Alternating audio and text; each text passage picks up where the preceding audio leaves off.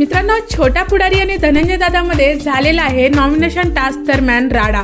Hi hello नमस्कार, MT मीडियामध्ये मी तुम्हा सर्वांचं पुन्हा एकदा स्वागत करते।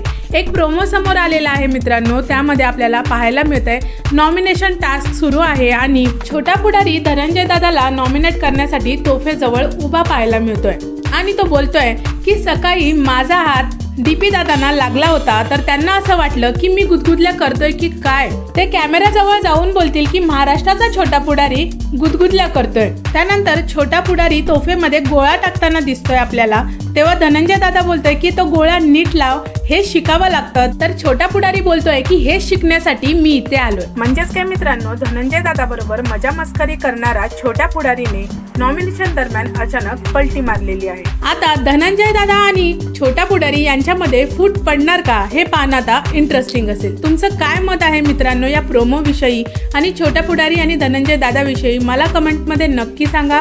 व्हिडिओ आवडला असेल तर त्याला लाईक, शेअर आणि सबस्क्राईब करा। भेटूया परत अशाच एका नवीन व्हिडिओमध्ये। जय हिंद, जय महाराष्ट्र।